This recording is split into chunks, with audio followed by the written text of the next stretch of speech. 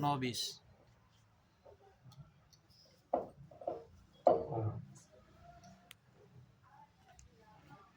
सभी मिलकर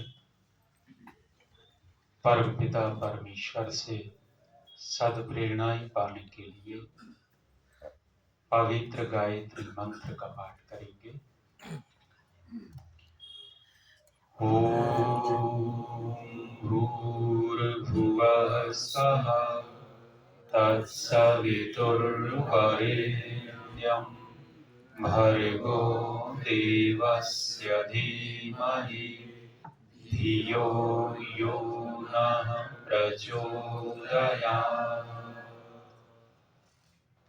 यदङ्गदासुषे त्वमग्ने भद्रं करिष्यसि तवेतत्सत्यमङ्गिरः तवेतत्सत्यमङ्गिरः। ॐ शान्तिः शान्तिः शान्तिः।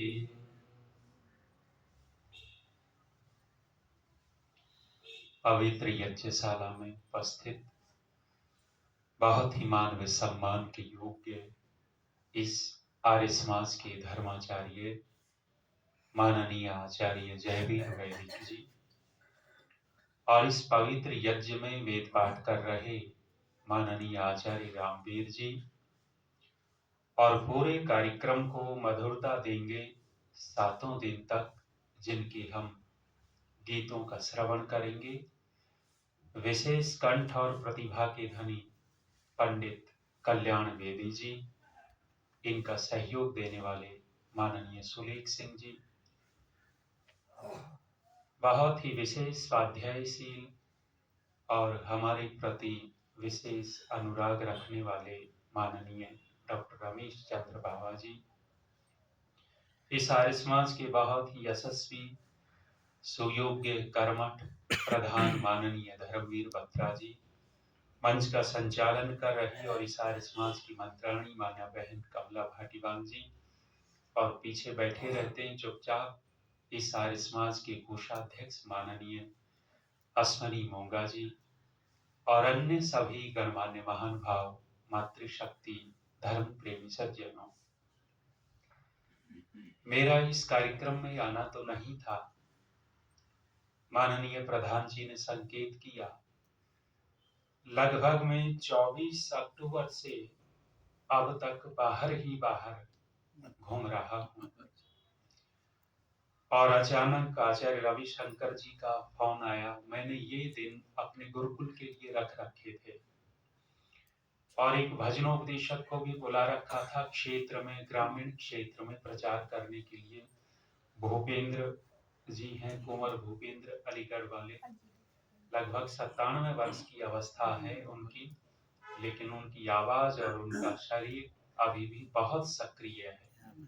उनको बुलाया हुआ था, आसपास के छोटे छोटे बहुत कार्यक्रम थे, तो अचानक आया कि पंचकूला, तो पंचकूला के लिए तो मेरा मन वैसे ही रहता ही है, परिवार लगता है। गुप्ता जी बैठे हैं और बहुत सारे लोग अपने नाम मुद्रा दिमाग से, पुनीत जी हैं, बहुत सारे लोग, आप परिचित, परिवार जैसा लगता है यहाँ के। तो 6-7 दिन आपके बीच में रहेंगे, थोड़ी चर्चा करते हैं।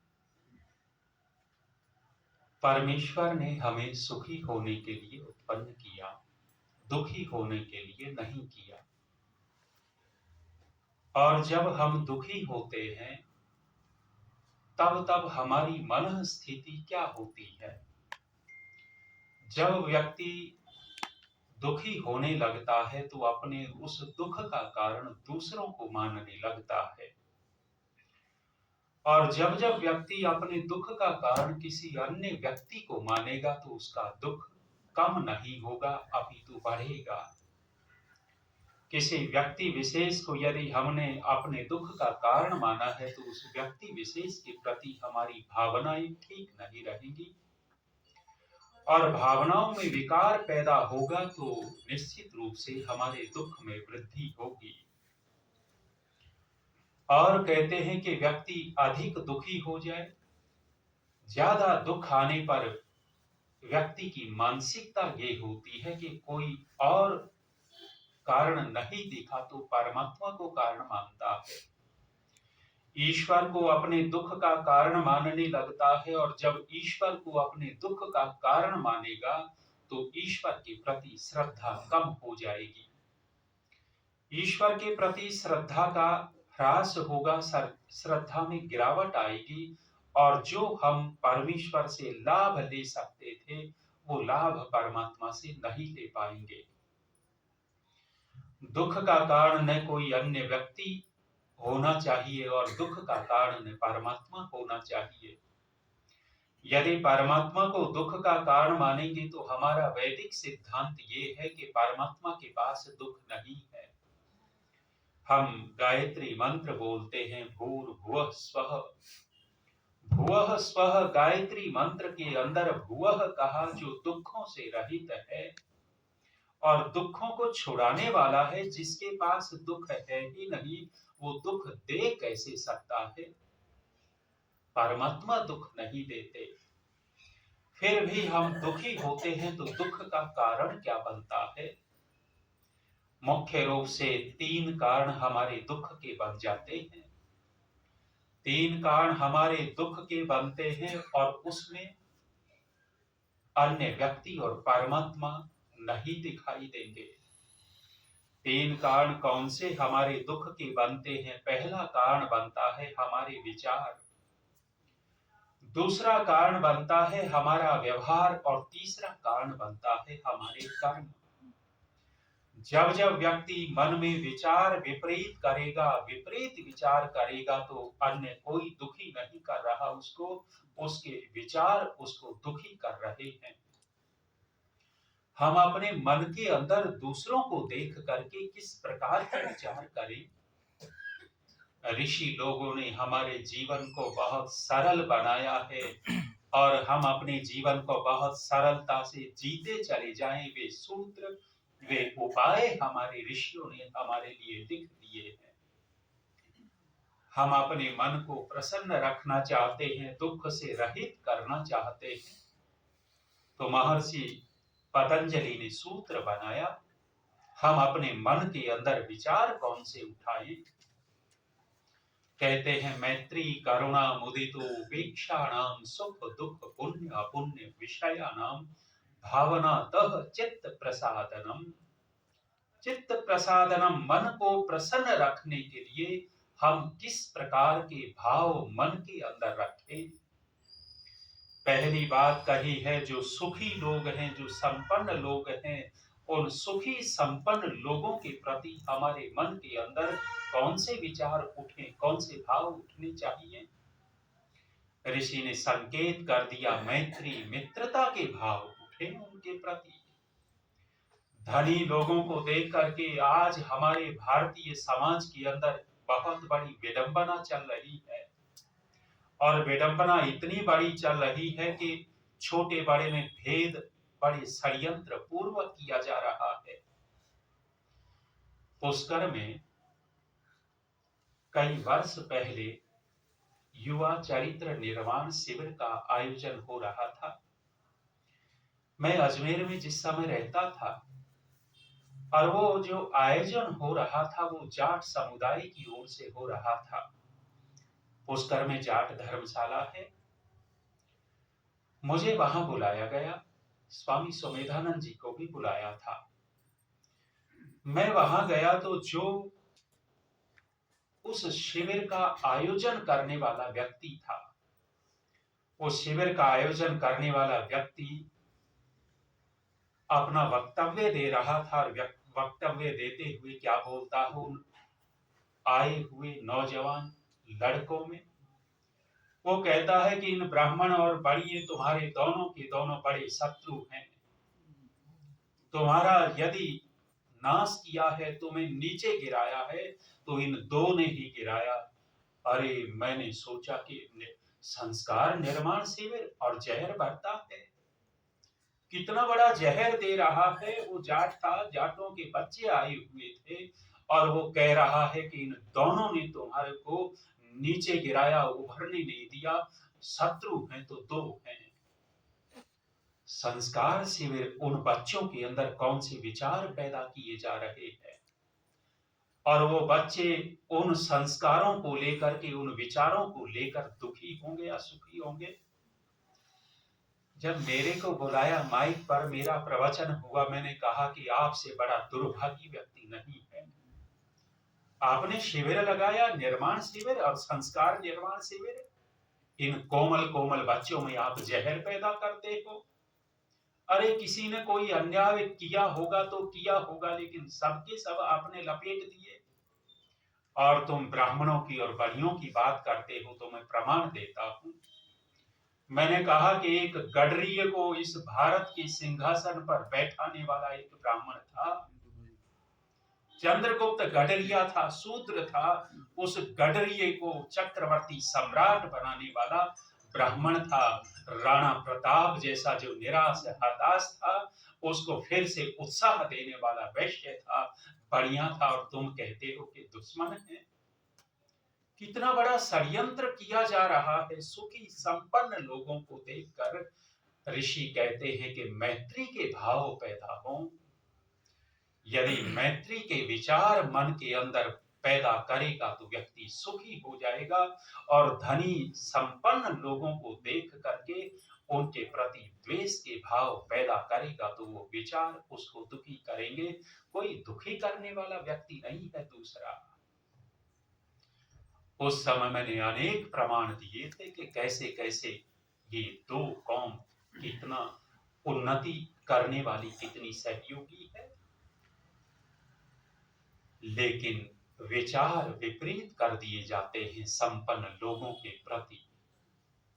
दूसरा कहते हैं कि हम मन के अंदर और कैसे विचार पैदा करें, करुणा के भाव पैदा करें, करुणा के विचार पैदा करें। किन के प्रति?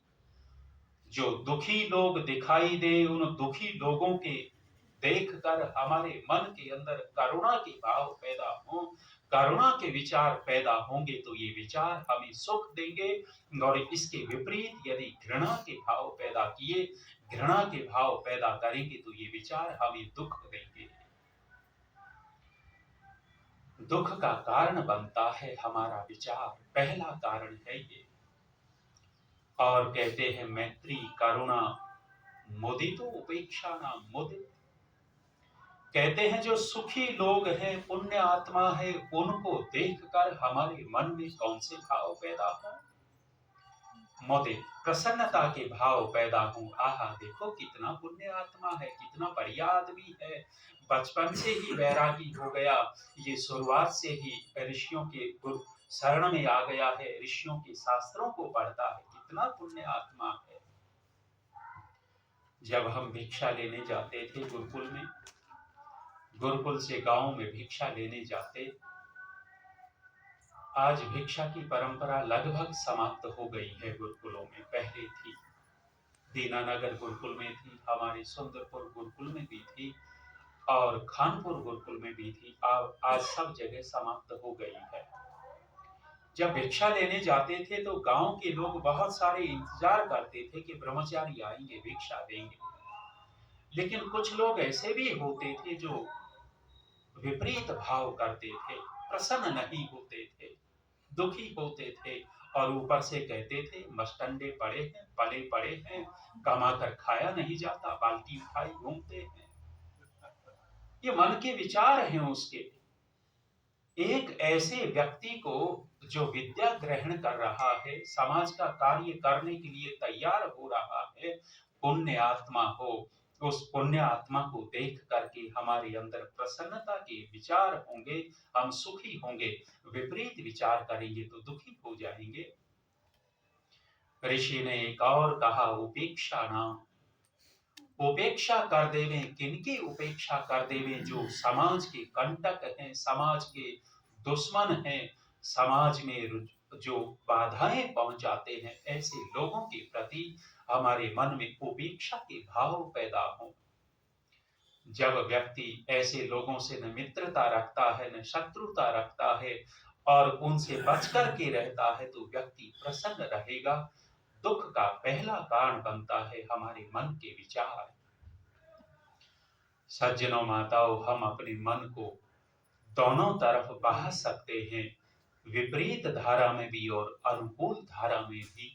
परमात्मा ने वो सामर्थ्य हमारे मन में दिया है।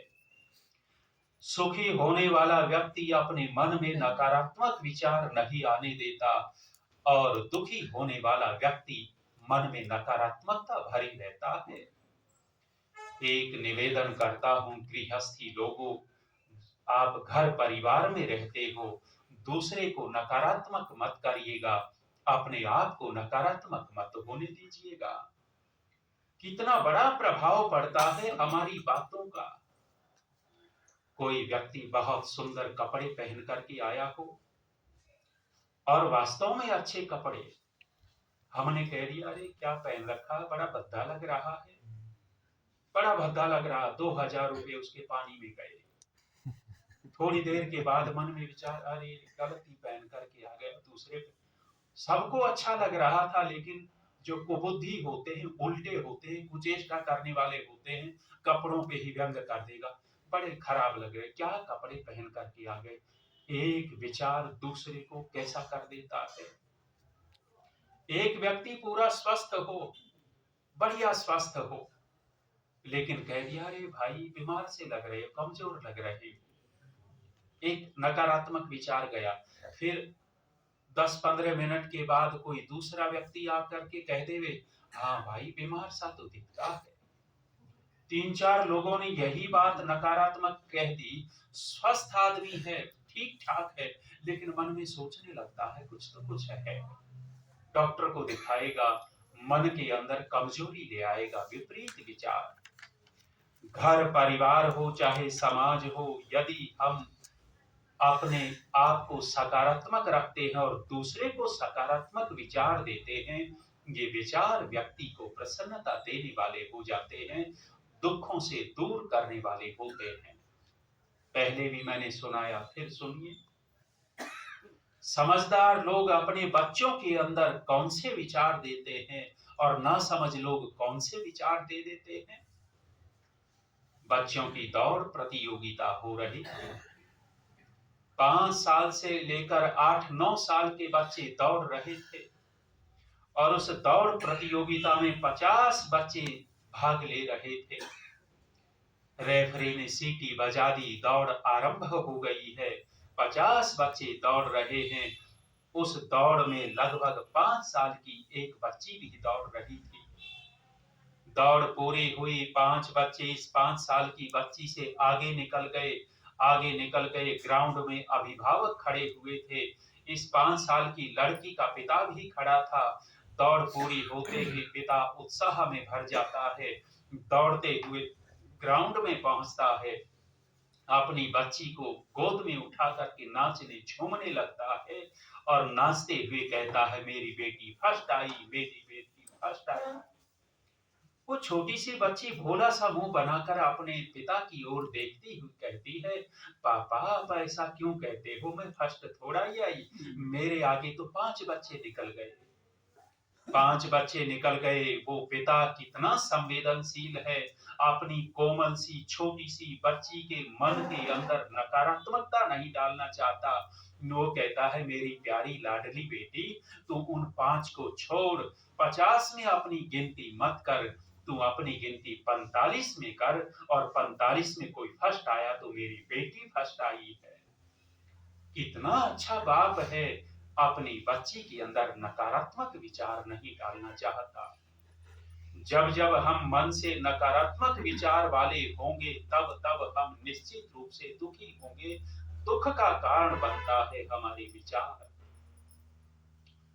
दूसरा दुख का कारण क्या? दूसरा दुख का कारण बनता है हमारे व्यवहार। हम व्यवहार कैसा करते हैं। यदि हमारा व्यवहार अनुकूल है सामने वाले के और हमारे अनुकूल है, वो व्यवहार हमें सुखी कर देगा। और यदि हम व्यवहार ठीक नहीं कर रहे, हमारा व्यवहार हमें ही दुखी करेगा, दूसरा भी दुखी हो सकता है हमारे व्यवहार से। इसी को आधी भौतिक दुख ऋषि ने कहा है।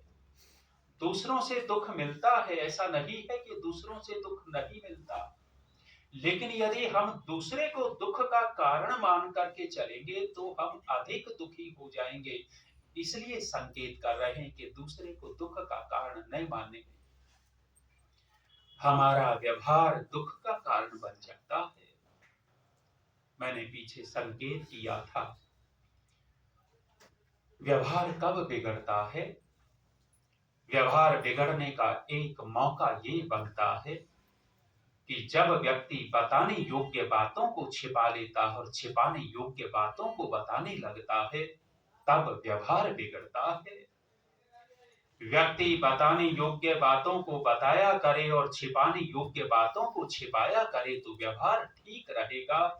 और यदि व्यक्ति बताने योग्य बातों को छिपाएगा और छिपाने योग्य बातों को बताने लगेगा, व्यवहार बिगड़ जाएगा और ये व्यवहार व्यक्ति को दुखी कर देगा, दुख का कारण बनता है। कौन सी बातें? दोहराता हूं, ऋषि ने कहा 9 बातें छिपाओ, 9 बातें मत बताओ। 9 बातें कौन सी? कहा आयुर्वित्तम गृह छिद्रम मंत्र मैथुन भेषजम दान मान अपमानम च नव एतानि सुगोपयेत। 9 एतानि सुगोपयेत, इन 9 को अच्छी तरह छिपा लो, मत बताओ। कहा है आयु को छिपा लो, आयु को मत बताओ। अब माताएं बहनें कहेंगी कि बड़े काम की बात कह दी है। आयु को मत बताओ, छिपाओ, गलत बताओ। अच्छा ईमानदारी से बताइए, अपनी आयु को पुरुष ज्यादा छिपाता है या महिलाएं? ये भी तो कह सकती थी पुरुष। दोनों छिपाते हैं, अधिकतर महिलाओं का। पुरुष जब 70 साल से ज्यादा हो जाता है तो बहुत सारे लोग अपनी आयु को बढ़ा बढ़ा करके बताते हैं। एक सन्यासी आए थे ऋषि उद्यान ऋषि मेले में। जब आए तो उन्होंने अपनी आयु बताई थी 100 वर्ष 6 महीने। 100 वर्ष 6 महीने अपनी आयु बताई। 1 साल के बाद मिले तो 104 साल के हो चुके। कितने महीने का साल हो गया? 12 महीने से घट करके 3-4 महीने का साल हो जाता है। पुरुषों का जो अपनी बूढ़े हो जाते हैं तो बड़ी बड़ी आयु बताएंगे, वो भी गड़बड़ करते हैं। माताएं बहनें भी कम आयु बताएंगी, 35 की हो गई, 40 की हो गई तो 25, 26, 30 बताएंगी। तो लगता है वे दूसरे के ऊपर प्रभाव पड़े। लेकिन आयु का तात्पर्य क्या है? सज्जनों माताओं, दुनिया में कोई भी व्यक्ति ऐसा नहीं है जो अपनी आयु को बता देवे। आयु नहीं बता सकता है व्यक्ति अपनी। जो बताता है वो अपने शरीर की अवस्था बताता है। अपनी आयु दुनिया में कोई नहीं बता सकता कि मेरी आयु इतनी है। हाँ, बताता है तो अपने शरीर की अवस्था बताता है कि मेरा शरीर 35 साल का हो गया, 40 साल का हो गया। व्यवहार हम ऐसे करने लग गए कि भाई तेरी कितनी आयु, मेरी इतनी आयु। ये बताना और कहना दोनों ही यदि सैद्धांतिक दृष्टि से देखते हैं, ऋषियों की दृष्टि से देखते हैं तो इतना अनुकूल नहीं है। आयु का तात्पर्य ये लिखा ऋषियों ने, जन्म से लेकर मरण पर्यंत के बीच का जो समय है उसको आयु कहते हैं। जन्म से लेकर मरण पर्यंत के बीच का समय आयु कहलाता है। और हम नहीं बता सकते कि उस दिन मरेंगे। कोई कोई व्यक्ति हो, किसी किसी को अनुभूति होने लग जाती है कि तू उस दिन मर जाएगा, इतने साल का होकर के मरेगा। किसी किसी को अनुभूति हो जाती है। ऋषि कहते हैं कि इसको मत बताओ। कोई 40 साल का व्यक्ति हो और उसको अनुभूति हो जाए कि अगला जो 41वां वर्ष शुरू होगा तो तू मर जाएगा, उसको अनुभूति हो गई अंदर से, और यदि वो परिवार वालों को बताने लग जाए तो इसका प्रभाव क्या पड़ेगा? यदि पत्नी ने विश्वास कर लिया कि 41वां वर्ष शुरू होते ही मरेगा, परिवार ने विश्वास कर लिया, तो दुख हो, सारा का सारा परिवार दुखी हो जाएगा। और विश्वास नहीं किया तो मजाक बनेगा कि हाँ ये हो गया महात्मा, इसको पता लग गया कि तब मरेगा। ऋषि कहते हैं कि इस बात को मत बताओ। आयुर्वित्तम गृह छिद्रम, कहते हैं कि वित्त को मत दिखाओ, छिपा कर रखो। वित्त धन, सज्जनों माताओं, धन प्रदर्शन की वस्तु नहीं है, धन तो उपयोग और प्रयोग की वस्तु है। और जब जब व्यक्ति इस धन का दिखावा करने लगता है, धन के दिखावे में उसका कहीं न कहीं नैतिक पतन होता है, और धन के दिखावे में व्यक्ति के अंदर कहीं न कहीं अहंकार और अभिमान के भाव बढ़ते हैं। ऋषि कहते हैं कि वित्त को छिपा कर रखो। आप यात्रा कर रहे हो और यात्रा कर रहे हैं बस में या ट्रेन में, आपने जेब में से 10,000 रुपए निकाले। कब निकाले? जब टिकट लेना था तब। एक जेब में 200-300 रुपए भी थे और दूसरी जेब में 10-15 हजार रुपए थे। और हमें पता है कि कौन सी जेब में कितने हैं। टिकट के लिए जब कंडक्टर आता है, हम दिखावे के लिए 200-300 रुपए नहीं निकालते, 15,000 रुपए निकाल करके उसमें से नोट छांटते हैं और कंडक्टर को देते हैं, रख लिए। अब जेब कतरों को पता लग गया कि इतने पैसे हैं, दिखा दिए तो दुर्घटना हो सकती है या नहीं हो सकती। ऋषि कहते हैं कि छिपा कर रखो, मत दिखाओ, ये दिखाने की चीज नहीं है। और इस प्रसंग में मैंने उदाहरण दिया कि घर में यदि हमसे कोई व्यक्ति मिलने आए और आपने 1,00,000-2 लाख रुपए बिस्तर पर रख रखे हों, तकिए से और चादर से ढका नहीं हो, आप चले गए किसी काम से, लघु शंका आदि ही चले गए, इस बीच वो पैसे पत्नी उठा ले जाए और आपका मित्र मिलने के लिए आया हुआ हो, मित्र मिलने के लिए आया हो और काम से चले गए, लघु शंका आदि के लिए चले गए, मित्र को बैठा दिया कमरे में, इस बीच पत्नी पैसे उठा ले गई। जब बाहर आएंगे सबसे पहला शक किसके ऊपर जाएगा? शक करेंगे अपने मित्र के ऊपर कि भला आदमी बनता है, नीयत खराब हो गई और पैसे उठा लिए। जब तक ये पता नहीं लग जाए कि वो पैसे गए कहाँ हैं, इस बीच अपने मित्र से हम कैसा व्यवहार कर सकते हैं? व्यवहार बिगड़ जाएगा और ये बिगड़ा हुआ व्यवहार सज्जनों माताओं हमें दुखी कर देगा। ऋषि कहते हैं कि दूसरे को दुख का कारण मत मानो, परमात्मा को दुख का कारण मत मानो। यदि ऐसा लेकर चलेंगे तो हम अपने दुखों को हल्का कर पाएंगे। दुख का मुख्य कारण यदि कोई बनता है तो हम स्वयं दुख के कारण बनते हैं, और स्वयं में हमारे विचार, हमारा व्यवहार। तीसरी बात और कही, क्या छिपा लेवे? गृह छिद्रम, गृह छिद्र, घर की कमी को छिपाओ। आचार्य चाणक्य ने भी इसी प्रकार की संकेत दिए हैं। चाणक्य नीति आप पढ़ेंगे, ये जो नीतियां लिखी गई हैं, ये नीतियां हमारे व्यवहार के लिए मुख्य रूप से लिखी गई हैं। चाणक्य भी इसी प्रकार की बात करते हैं। अर्थनाशम मनस्तापम गृहे दुश्चरितानि च वंचनम च अपमानम च मतिमान्य प्रकाशये। देखो बैठे हैं, याद है इनको, मतिमान्य प्रकाशये। अर्थनाशम मनस्तापम गृहे दुश्चरितानि च, वो भी कह रहे हैं कि घर की कमी को मत बताओ। सज्जनों माताओं, जो लोग अपने घर की कमजोरियों को दूसरों को बताया करते हैं, निश्चित रूप से उनके घरों में एकता नहीं हुआ करती है। उनके घर परिवार कहीं न कहीं विपरीत भाव वाले बन जाते हैं, प्रेम की कमी हो जाती है उन घर परिवारों में। गृह छिद्रम मंत्र मैथुन भेषजम, चौथी बात कही, मंत्र को मत बताओ। पौराणिक लोग कहेंगे कि आर्य समाजियों, तुम तो वैसे ही बक बक करते हो और तुम्हारे ऋषि ही कह रहे हैं कि मंत्र को मत बताओ। जो जिन्होंने गुरु मंत्र ले रखा है, गुरु मंत्र देते समय गुरु क्या कहते क्या है कि इस मंत्र को किसी को बताना मत। अब ये गुरु के शिष्य तो हमें कहेंगे कि हमारे गुरु जी ठीक है, वो भी कहते हैं कि मंत्र को मत बताओ, लेकिन यहाँ मंत्र का तात्पर्य ऋषि का लेना पड़ेगा।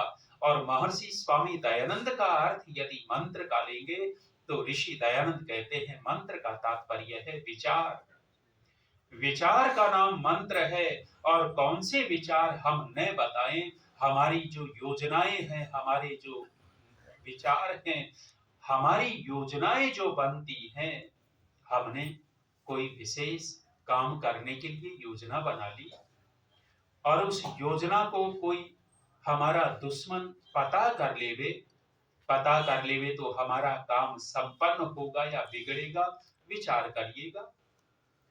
हमारे देश के अंदर बहुत सारी खुफिया एजेंसियां हैं, उनके पास बहुत सारे ऐसी योजनाएं होती हैं, उनके पास गुप्त सूचनाएं होती हैं। उन सूचनाओं को क्या वो लीक होने देते हैं? सरकार की भी बहुत सारी बड़ी बड़ी योजनाएं होती हैं, उन योजनाओं को, जो सामान्य योजनाएं हैं, जन सामान्य तक पहुंचती हैं, पता होता है। लेकिन बहुत सारी योजनाएं ऐसी भी सरकार की होती हैं जो जन सामान्य को नहीं बताती है सरकार। यदि बताने लग जाए तो गड़बड़ हो सकता है। हमारी योजनाएं पाकिस्तान को पता लग जाएं तो भारत देश के लोग सुखी होंगे या दुखी हो जाएंगे। कहते हैं मंत्र को छिपा कर रखो, अपने विचार को, अपनी योजना को छिपा कर रखिए। अगली बात कही मैथुन। मैथुन का तात्पर्य, आप गृहस्थी लोग हो, मैं उसकी चर्चा नहीं करूंगा। और कहते हैं भेषज। भेषज का तात्पर्य है औषधि। एक महात्मा के पास एक व्यक्ति 25 साल तक एक ही दवाई लेने आता था। 25 साल तक एक ही औषधि लेने आता था। वज्र, रसायन आदि आयुर्वेद में दवाइयां हैं, औषधि हैं, ताकत की औषधियां हैं, संतान उत्पत्ति के लिए औषधियां हैं। मुसलमान था, 25 साल तक महात्मा के पास आता था। एक बार जब 25 साल हो गए तो किसी ने पूछ लिया, तू तो हर साल आता है और वही दवाई। मुसलमान ने कहा कि 25 तो पैदा कर दिए हैं, जब तक महात्मा देता रहेगा पैदा करता रहूंगा। दवाई दे लो, तुम्हारे दुश्मन पैदा करेंगे, ऐसे निकम्मों को दवाई बताएंगे, औषधि बताएंगे जो अधर्मी हैं, हमारे लिए कहीं न कहीं बाधक बन सकते हैं। ऐसे अधर्मियों को नुस्खा नहीं बताना होता। परंपरा से नुस्खे किसी किसी परिवार में चलते हैं और परंपरा से नुस्खे परिवार में आ गए, उस नुस्खे को जिस किसी को न बताया जाए, ऋषि कहते हैं व्यवहार ठीक रहेगा। आगे कहते हैं दान मान अपमानम च, इन बातों को न बताया जाए। यदि हम किसी का परोपकार उपकार करते हैं, उस परोपकार उपकार करने के बाद उस व्यक्ति को मत कहो कि मैंने तेरे लिए इतना किया। जब हम ये कहने लग जाते हैं तो उसकी नजरों में हम बड़े नहीं बनते, हम कहीं न कहीं छोटे हो जाते हैं। मैं गुरुकुल खानपुर से निकल रहा था, अजमेर जाना था, आगे पढ़ाई करनी थी। वहां एक व्यक्ति मुझे रोक रहे थे कि मत जाओ। मेरे साथ विडंबना ये रही कि मैं जिस भी गुरुकुल में गया तो उन लोगों को लगा कि ये काम का आदमी है और इसको बांध करके रखो। सुंदरपुर गुरुकुल 7 साल रहा और मैं निकलने लगा तो हमारे आचार्य जी निकलने नहीं देना चाह रहे थे, लेकिन मुझे आगे विद्या पढ़नी थी और वो पढ़ा नहीं रहे थे, तो मैं जबरदस्ती गया। निकल गया तो आज हमारे गुरु हैं, आचार्य मेरे लिए सम्माननीय हैं, लेकिन मेरे से आज तक बात नहीं करते कि ये यहाँ से निकल गया जबरदस्ती। उनको लगता था काम का आदमी है। और जब निकलने लगा तो कहने लग गए कि आसपास मत रहना। मैंने कहा आचार्य जी क्यों? बोले तू रहेगा तो सारे लोग तेरे पास आएंगे, मेरे पास कोई नहीं आएगा। मैंने कहा ठीक, दूर ही निकल गए। वहां खानपुर से निकल रहा था तब भी ऐसा ही तो कहने लग गए कि मैंने आपके लिए कितना किया, कितना किया। 10 बार मुझे ये सुना दिया। 10 बार सुनाया तो मैंने कहा कि जी देखो, नीति ये कहती है कि जिसने कोई उपकार कर दिया हमारे ऊपर और उसने 3 बार अपना एहसान जता दिया कि मैंने तेरे लिए किया, मैंने तेरे लिए किया। नीतिकार 10 बार की बात नहीं करते, कहते हैं कि 3 बार भी यदि हमने अपने मुंह से ही दूसरे व्यक्ति को नीचा दिखाने के लिए या उसको दबाने के लिए कह दिया कि मैंने तेरे लिए ये कहा किया, तो नीतिकार कहते हैं कि उसका उपकार खत्म हो जाता है। इसलिए जिसका हम उपकार करें, सहायता करें, सहयोग करें, उसको भूल जाएं। सहयोग कर दिया, निश्चित रूप से जीवन भर भले ही वो हमारे सामने न कहता हो, लेकिन उसकी आत्मा स्वीकार करेगी कि उस व्यक्ति ने मेरे लिए ये किया, मेरा उपकार किया है, ऐसा मानेगी उसकी आत्मा। बाहर से बहुत सारे कृत घन भी हो जाते हैं, लेकिन आत्मा तो स्वीकार करती है। कहते हैं कि इसको भी मत बताओ दूसरों को कि मैंने उसके लिए इतना किया, इतना किया। कभी कभी व्यक्ति मन हल्का करने के लिए कह देता है, कह लेना चाहिए, लेकिन ज्यादा कहने की आवश्यकता नहीं है। और कहा दान मान अपमानम च, मान और अपमान। आज माला डल गई। वैसे मैं माला से डरता बहुत हूं। माला से डरता इसलिए हूं कि एक बार आरिस्मा जी ने माला डाली, माला के फूल में कीड़ा था, कीड़े ने गर्दन काट खाई। उस दिन से माला से डर लगने लग गया। माला की इच्छा नहीं होती थी। फिर दुर्घटना घट गई माला के कारण। आर्य समाजी सड़ी हुई माला लिए हुए थे, माला डाल ली थी। मैं मना कर रहा, लेकिन माला डाल ही दी। डाल ही दी। मेरा सफेद कपड़े ऐसा दाग छोड़ा फूल ने, कपड़ा खत्म हो गया लेकिन दाग खत्म नहीं हुआ। उस दिन से मालाओं से डर लगता है कि माला दूर रहे। लेकिन फिर भी आप लोगों की श्रद्धा, आप सम्मान करते हैं, वो सम्मान स्वीकार्य है। डॉक्टर धर्मवीर जी कहा करते थे, कहते थे कि जब स्टेशन पर उतरता कहीं कहीं तो आर्य समाज के लोग ओम का झंडा लिए खड़े मिलते, गायत्री और विश्वानी देव के पटके लिए मिलते, मालाएं लिए हुए मिलते। और जब स्टेशन पर उतरता तो 10-15 लोग, कोई गायत्री विश्वानी देव का पटका डालता है, कोई मालाएं डाल रहा है, सम्मान हो रहा है। वो कहा करते थे कि इन पगलों को क्या पता कि रेल में धक्के भी खाकर आया, धक्के भी मिले, इनको क्या पता है। माने दोनों काम जीवन में होते हैं, व्यक्ति का अपमान भी होता है, सम्मान भी होता है। और जो इन दोनों को सहन कर लेता है, दोनों को अंदर अंदर पी जाता है, वह व्यक्ति ज्यादा ठीक रहता है। कहीं बेइज्जती हो गई तो बताने की आवश्यकता नहीं है।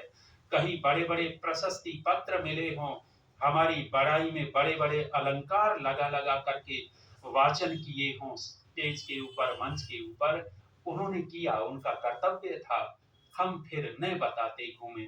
हाँ, प्रेरणा के लिए बताया जा सकता है, सावधानी के लिए बताया जा सकता है, बताना होता है, लेकिन व्यर्थ में अपनी मान बढ़ाई महत्वाकांक्षा की पूर्ति के लिए इनकी आवश्यकता नहीं होती। छिपाने योग्य बातों को छिपाएंगे तो व्यवहार ठीक रहता है, और बताने योग्य बातों को बताएंगे तो व्यवहार ठीक रहेगा, और व्यवहार से सुख मिलता है। तीसरा दुख का कारण बनता है कर्म। हम कर्म कौन से करें, कर्मों का प्रभाव हमारे जीवन के ऊपर पड़ता है। जब जब दुखी होते हैं तो दुख का कारण अन्य को अथवा परमात्मा को मानते हैं। ये विचार हमारे लिए दुखदाई अधिक होगा, हमारे दुख को कम नहीं करेगा। कर्म करने होते हैं और कर्म करने के लिए ऋषियों ने निर्देश किया है कौन से हम कर्म करें और कौन से कर्म न करें। ऋषियों ने कहा है कि शुक्ल कर्म होते हैं, कृष्ण कर्म होते हैं और मिश्रित कर्म होते हैं। अर्थात पाप कर्म होते हैं, पुण्य कर्म होते हैं और मिले जुले भी कर्म होते हैं। जो तमोगुणी लोग हुआ करते हैं वे पाप कर्म अधिक करते हैं, जो सत्व गुणी लोग हुआ करते हैं वे पुण्य कर्म अधिक करते हैं, और जो रजोगुणी लोग होते हैं वे मिश्रित कर्म करते हैं। संकेत मिलता है ऋषियों का कि हम कृष्ण कर्म छोड़ देवें, अर्थात तमोगुण से युक्त होकर के पाप रूप कर्म करते हैं उन कर्मों को छोड़ दिया जाए, और जो मिश्रित कर्म रजोगुण से युक्त होकर के करते हैं वे कृष्ण कर्मों से फिर भी ये अच्छे हैं, लेकिन इतने अच्छे नहीं हैं जितने सात्विक भाव से युक्त होकर हम कर्म करेंगे। तमोगुण, रजोगुण और सत्व गुण के लक्षण क्या हैं, इनसे प्रभावित होकर के हम कर्म करते हैं और वो कर्म हमें कैसे प्रभावित करते हैं फिर चर्चा करेंगे। इन 3 गुणों की चर्चा यदि अवसर हुआ, विषय हुआ तो करूंगा। अभी तो यही विराम दे देता हूं। परमेश्वर ने हमें सुखी होने के लिए पैदा किया, दुखी होने के लिए नहीं किया। हम परमात्मा के आदेशानुसार सुखी होवें, दुखों से बचते चले जाएं। वाणी को विराम। ओम शांति। धन्यवाद।